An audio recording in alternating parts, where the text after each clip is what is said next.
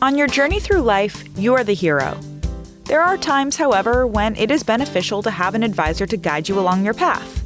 Welcome to the Smart Money Simplified podcast with Brent Mekosh, certified financial planner, certified investment management analyst, and co-founder of MP Advisors LLC. In this podcast, we provide you with financial clarity so that you have the tools to live your best life. Listen in as Brent guides you through creative solutions to various financial problems that business professionals, young adults, and retirees commonly face to make their money work. Now, on to the show. Hello and welcome to Smart Money Simplified with Brent Mekosh. Brent, how are you? I'm doing great. How you doing, Eric? I am doing fantastic. That's kind of my phrase. I'm doing fantastic. I love getting together with you. I know that I'm going to learn more about you and we've this is podcast number 3, by the way. If you're listening and you haven't subscribed yet, go back and take a look. The first 2 podcasts are very eye-opening as far as Brent and his team and what they do. This podcast specifically is going to be what happens when you become a client. So the last podcast was what happens when you call in and just have questions. And we went through a lot of information on that one. So go back and listen to that. But this one is, hey, you've decided you're going to become a client and you like Brent and his team. And Brent says, hey, it's a good fit. Let's move forward. We're going to kind of take it from there. So where do we start with this? Somebody's decided and you've sat down with them. You've talked about goals and aspirations and dreams and gone over their documentation that we talked about on the last podcast. But what does that look like when we say, yes, I'm signing on the dotted line? Well, that dotted line might be paper. It's increasingly and usually now electronic. Yeah. So fortunately, I'd say 95% of our documents now are electronic, if not 98%. I mean, it's a very high number of documents that just come into your phone and you can sign the documents that way. But sometimes there's still some things that we need actual in-person signatures for, and we'll either deal with that in person or mail those documents out to people. But that's when really, the first 45 days or so is when this whole machine now gets running and gets into place. And that does, come on, this is financial services. This is a business that is dominated by a lot of compliance. I joke with my clients that we are a business that kills so many trees you can't possibly imagine. Less so now because a lot of it more is electronic. But in the past, we used to have stacks and stacks and stacks of this paperwork that we would have to get in place and get moving. And that could be, initially they could be new account forms, fee agreements, account transfer forms from wherever that money is currently housed, and then depending on what is actually in these accounts and what we're going to be doing moving forward, there can be additional paperwork from there. And again, most of it now is electronic, but not all of it is. And that process can be a little bit overwhelming. And so it's very important to me and everyone on my team that everyone's very comfortable with what it is they're signing and what this document does, and what what the repercussions are of signing this document. Not necessarily repercussions, but what is it putting in place? And that's really where Andy is the man. Andy handles all the paperwork, handles all the operational activities that we have here in the office, and he's so diligent and phenomenal with that because he knows exactly what needs to be signed by who, when it needs to get submitted to make sure that everything runs flawlessly. And so there's going to be some conversations with myself, of course, but also with Andy getting all of this in place. And at that point, after that, is when now the client's going to be getting paperwork. And we can talk about ways that some of that paperwork can be mitigated. Should we dive into that one next? Yeah, let's do it. So when someone signs on with us, obviously the accounts are created here, but they also have the ability, they can choose how much of this information they want mailed in hard copy to them versus electronically. And clients are increasingly choosing electronic delivery of these documents, and we have to walk them through that. That's something that once they get on to Raymond James, they get on to Investor Access and they fill their profiles out, they can determine how much of this stuff they actually want to get in the mail. And we still have some clients that keep the 3-ring binders, and this paperwork comes in and they want to go through it line by line and review it. And we have other people that it goes right to the junk box in their email box, and it really depends again on what the client wants. But there's a lot of information that's generated. Usually that information also generates questions. And so that's where Andy, from an operational standpoint, is there to answer what those questions are. Kayla and myself also answering additional questions about specific investments that we may be transferring over and new investments that we may be making. And of course, Taylor is always is that friendly voice when you're calling to ask any of us these questions about what's going on. But we want to be really proactive, and we let clients know when the assets have arrived, what's if they have not yet, what we expect to see happening, where everything is on that paperwork. And then then also making sure that they're set up for the mobile app, for electronic delivery of the documents if that's what they want, set up to get online. We also have aggregation software. And what I mean by that is once they've established their client profile with us, once the accounts are open, they can, if they've got an existing 401k, for example, at their employer, or they've got anything basically that's financial that has an internet login, we can aggregate that onto the client-facing portal that when they log in to see their Raymond James accounts that they see every day. And so even if the assets aren't at Raymond James, not all that money's here. They could have a big 401k. They could have money in a few other different places. That way they can see it in one place. Because again, the goal is to make all this simple. The goal is to pull all this information in front of you in a really clear fashion so that you know where you are and you can make decisions around that. So that the beginning is getting all of that stuff in place. Okay. I know I went on a ramble there for a while, Eric, but anything in terms of what I said that you think some of the listeners might want some more clarity on? No, I mean, I think that's great. I think we could probably do an entire podcast on what that wealth management software looks like and how to use it and all that. And I don't think we necessarily need to spend the time doing that. Just knowing that that's available is fantastic. And you'll hear this theme throughout our work together and our time together. My wife would love that. Now me, I'm glad my wife would love that because that wouldn't be me. I wouldn't need to be checking it and I wouldn't be paying that much attention to it. But that's definitely her arena and she loves that. So I think that's a lot of relationships out there, right? That somebody is going to be the one that really is engaged. So I guess my question to you is we didn't cover this in the last one. When you're working with a husband and wife or spouses, how do you help engage both of them so they both have kind of equal time to talk about their dreams and goals? And when you're meeting and doing, the progress meetings that you do, which we'll talk about in a little bit, how do you get both of them engaged so that their voices are heard? You've got to ask the question, and it seems basic, basically intuitive. But if I'm sitting down with someone that's either an existing client right now, a husband and wife, a couple, and only one person is doing all the talking, I really consciously try to engage the other spouse or the other party in that room because a lot of times you can tell things. It's why Zoom is great and the electronic stuff, everything we've been doing, because I am a tech guy. I enjoy the technology, but the electronic stuff we've been doing the last year and a half is great. Thank God we have it.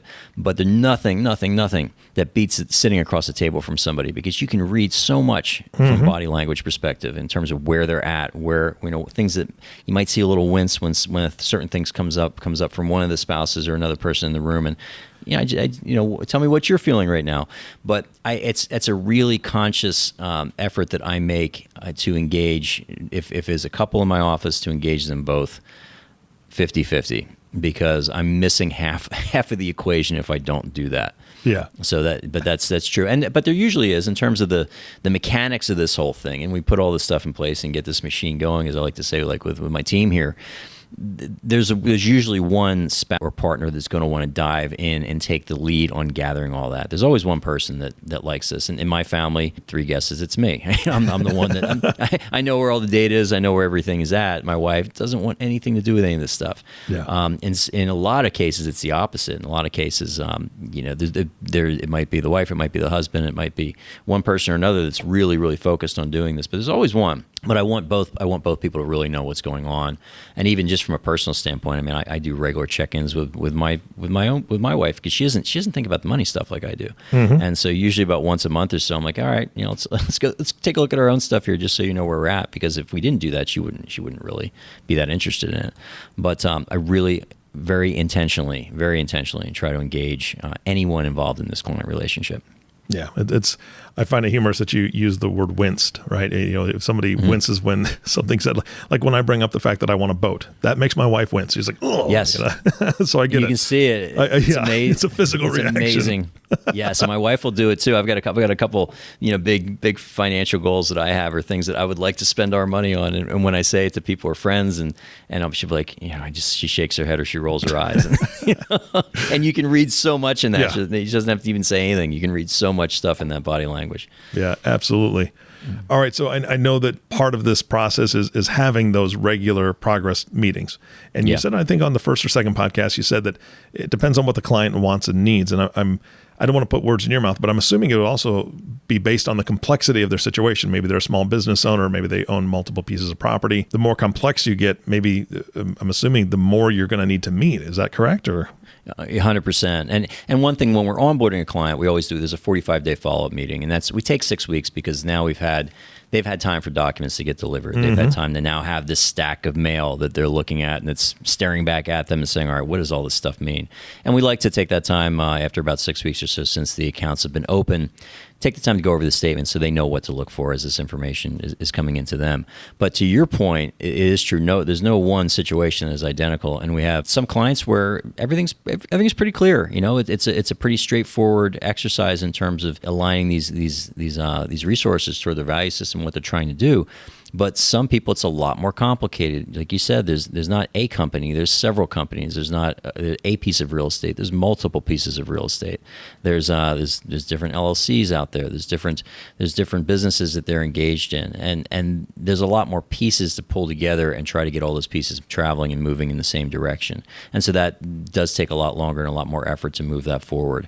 And for clients like that too, that's where, as we continue in this relationship, there's really an advanced planning piece that comes into play that are issues that are outside of the scope of what our normal business is. In our normal business, obviously, we offer some insurance solutions, but really investing financial assets. But when you're talking about property and casualty insurance, when you're talking about some legal issues that really need to be addressed with their estate planning attorney, their business attorney, some asset protection or creditor protection issues that they might be facing, that there's ways that we can get them to the right people that can help with those solutions. That's a lot of those advanced planning pieces, which again are things that outside of the realm of our core business, where we're bringing in many cases outside professionals to help them along the way. That's when a lot of this stuff continues to be uncovered. And then we have a number of people we work closely with across several different fields that we can bring in to make sure that our clients are protected or are getting to where they need to go. All right, Brent, that sounds fantastic. So now that you've had this 45-day meeting, and I know we've spoken a little bit about the regular progress meetings. I know that can be, depending on the complexity, it can be more often or less often. But what does that look like? If I'm coming into your office and you've got everything worked out with me as far as what my goals and dreams are, and you got a hold of my finances, we've got this plan in place, what am I looking forward to as far as when we're going to meet?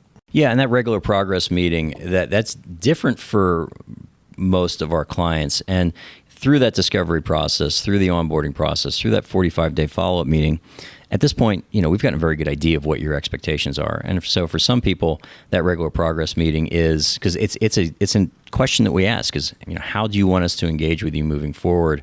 Not just on the day-to-day stuff, because there are a lot of cases where clients are going to get a call from us unexpected, just checking in, just seeing what's new with their lives, how they've been doing. If I haven't spoken with them for a couple of weeks or a month or so, then I know that I haven't, and I'm going to give them a call and see what's happening. But that regular progress meeting is when we're really sitting down.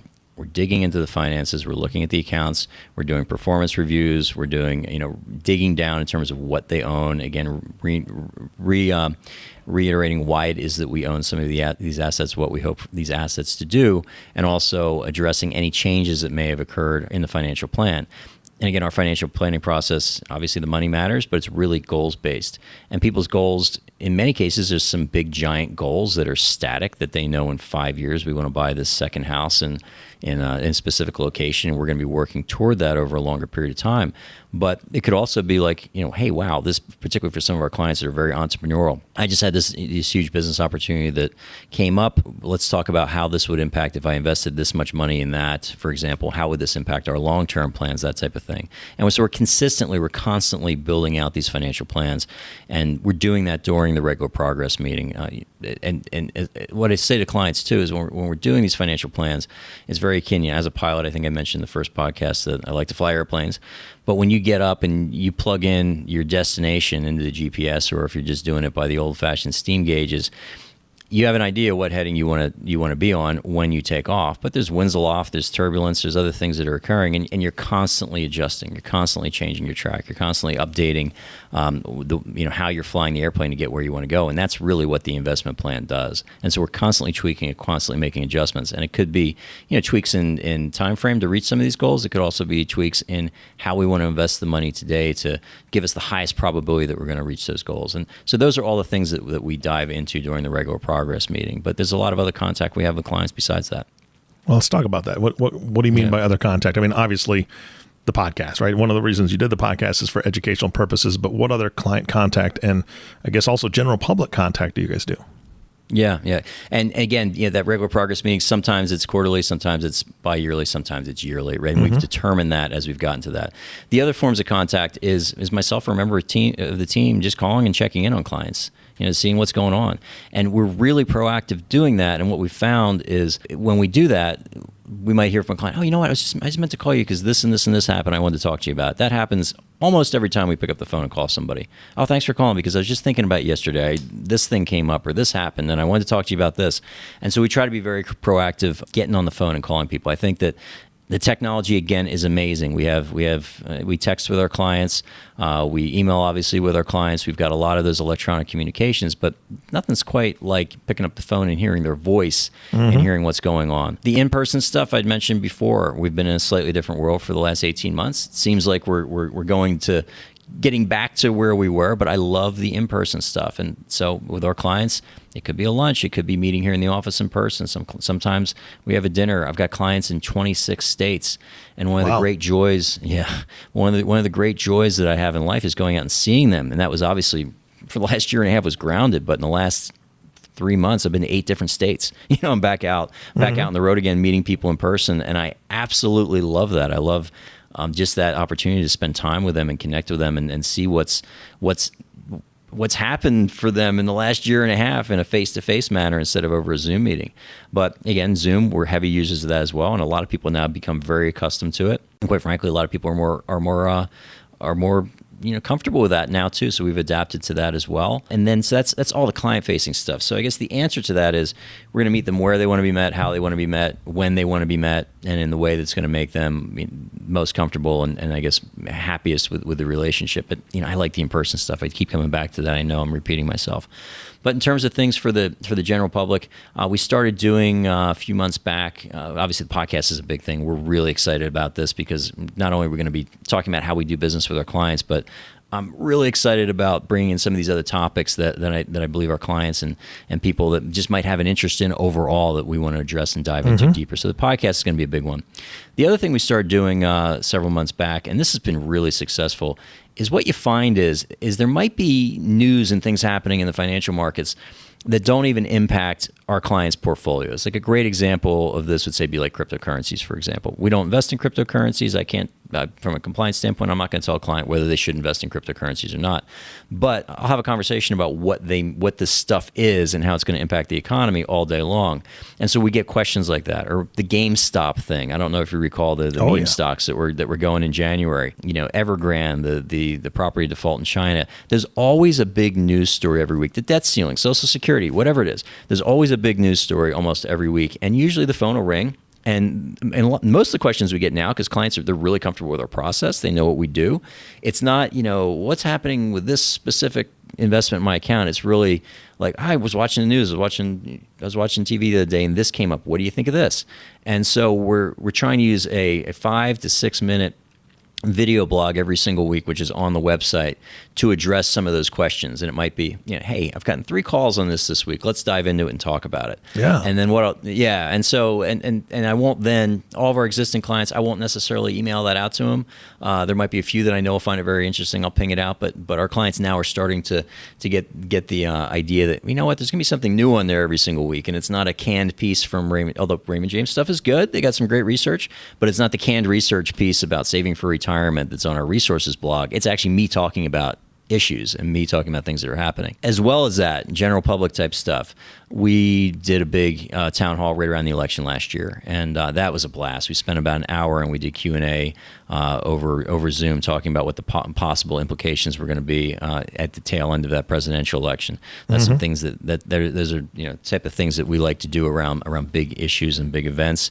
And I hope we get back into the world where we're doing more social stuff again. It seems like we're trending in that direction. So there's a lot of different things, because I know that for me personally, and I don't know how you feel about this, Eric, but I love the idea that different ideas and different content can be put out there, or when I can conveniently get to them, and giving our clients and giving people that we care about the opportunity to reach us in different ways where they can do it on their time. But then also, I also want the old school, old fashioned, in person, us on the phone, us sitting down across the table together, us sitting down over a cup of coffee and talking about things that are important. Yeah, absolutely. Again, I think that's where relationships are built, and the foundations are forged in those situations. Not that they can't be on Zoom, but there's something about breaking bread with somebody, right? I mean, that's what we're talking about. 100%. One of the things that I like that you said is Raymond James has content. And they put things out there. Raymond James is huge, right? And they have to plan. They have to do a lot of planning when it comes to the content that they're putting out, where you as an advisor, you have flexibility. I love the fact that you can take a current subject it's on people's minds that week and be able to put a little something out there just to at least let your clients and the public know, hey, we're thinking about this too, right? We're right there with you. We're watching it, and this is what we do for a living. So if you got questions, let us know. So I love that part of it, because larger companies can't do that. They have too much of a machine that they go through to get the content and put it out there, and approvals and all that other stuff, where you have that ability to pivot. And I think that's a very valuable thing for not only all of us, because we get to be a part of it, but your clients specifically, because they know that you're on top of those things.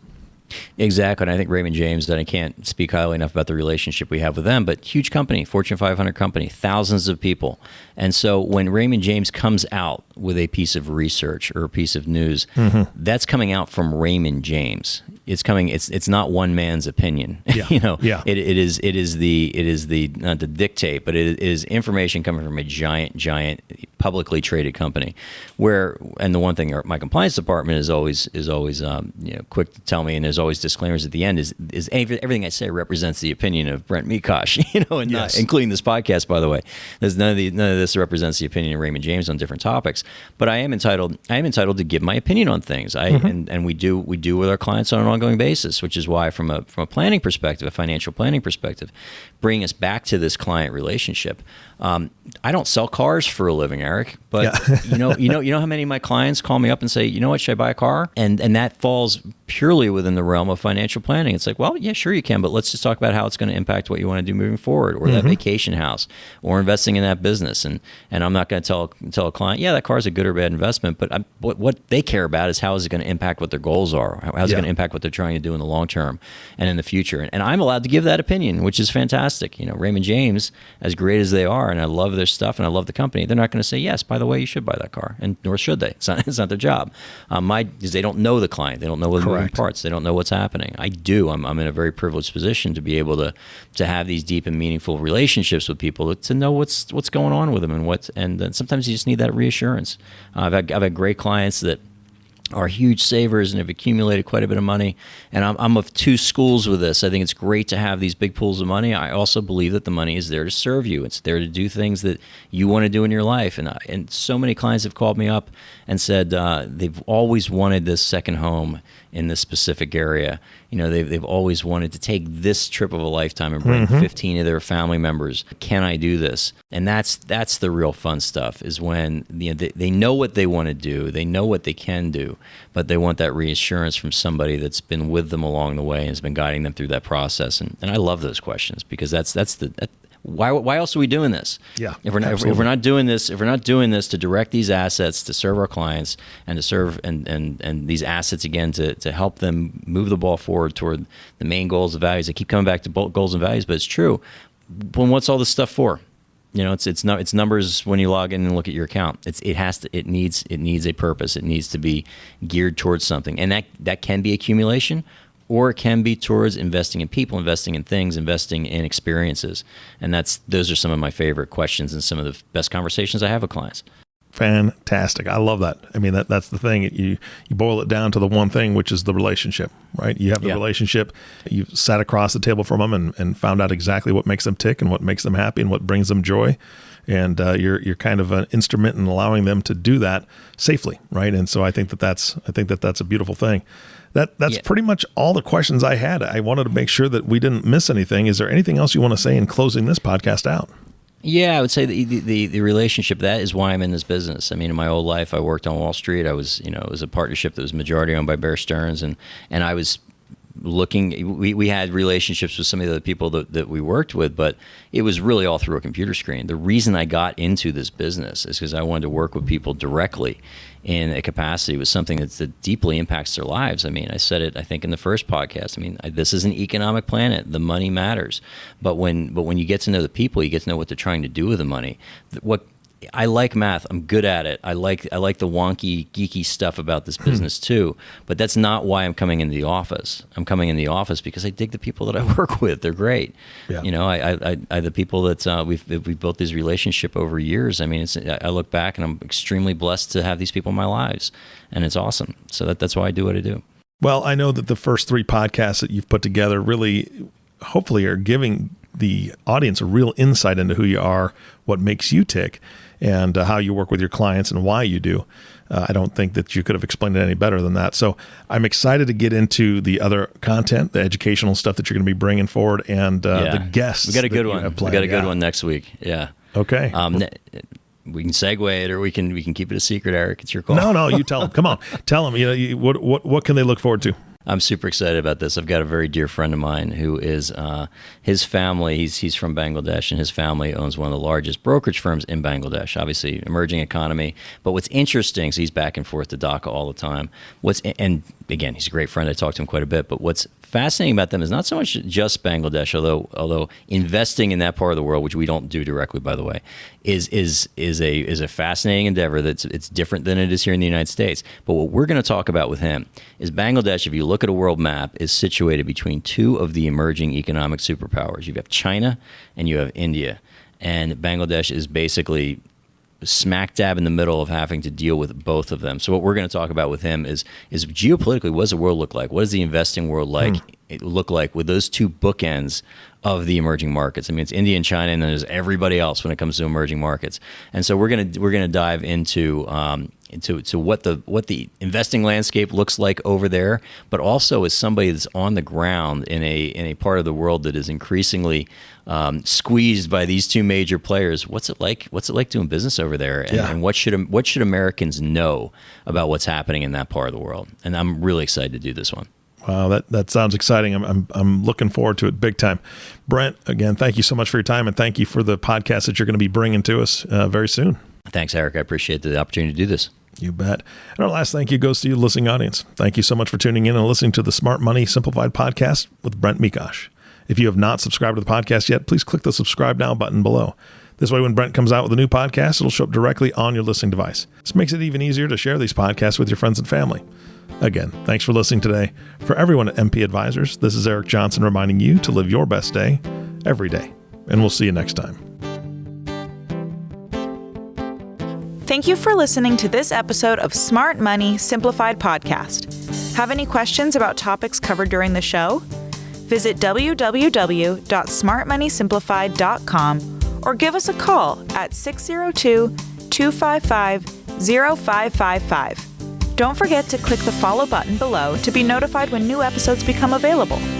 The information covered and posted represents the views and opinions of the hosts and/or guests and does not necessarily represent the views or opinions of Raymond James Financial Services Incorporated. The content has been made available for informational and educational purposes only. The content is not intended to be a substitute for professional financial advice. Always seek the advice of your financial advisor or other qualified financial service providers with any questions you may have regarding your individual situation. Securities are offered through Raymond James Financial Services Incorporated, member FINRA, and SIPC.